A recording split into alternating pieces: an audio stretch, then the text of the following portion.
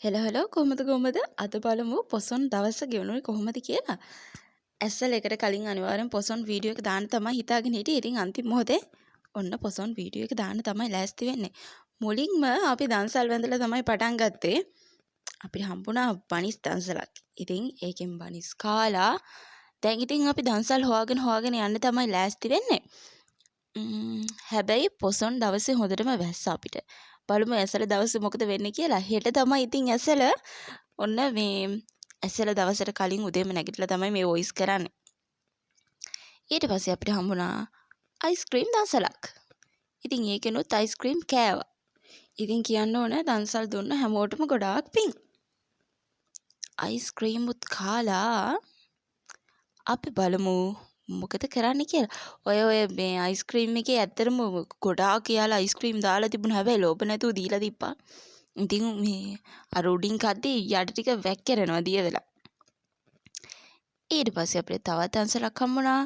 බීමයි පානුයි ජෑමුයි. ඉතින් අර දන්සල් ටිකට ගියා කියලා මේක මේ දන්සල්ට යන්න නැතුව හිටියොත් හරියන්නේ. ඉතින් ඒ දන්සල්ටත් ගියා. ඊට පස්සේ එතනම ළඟ තිබුණා කඩල දන්සලක්. ඒකෙනුත් අපිට කඩල දුන්නා. ඒ කඩලන් ඇත්තටම මාරම රහයි. ඉතින් අපි කඩල අතේ තියාගෙන පාන් කාලා ඊට පස්සේ තමයි කඩල කෑවේ.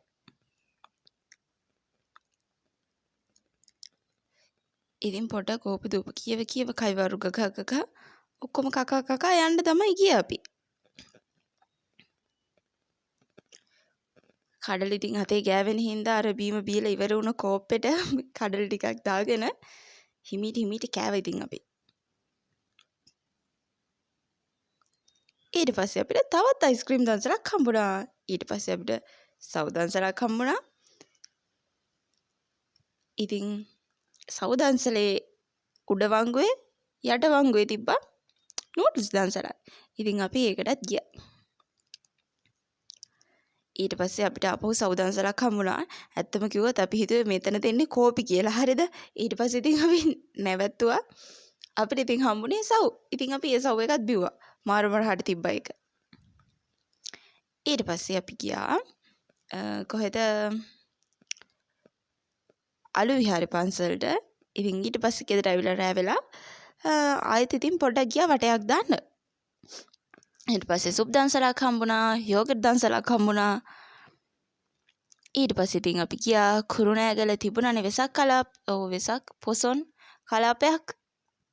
ඉතින් ඔන්න ඔය විදිහට තමයි මේ අර ඇතුගලට මේ ලයිට් දාලා එහෙම තිබුණේ.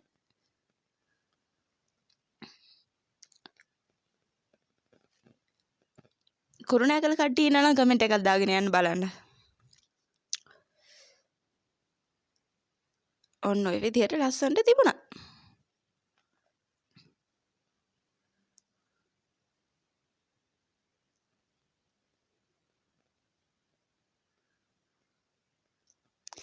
ඊට පස්සේ මෙන්න මේ වගේ පොසොන් කූඩු තරගයක් තිබුණා.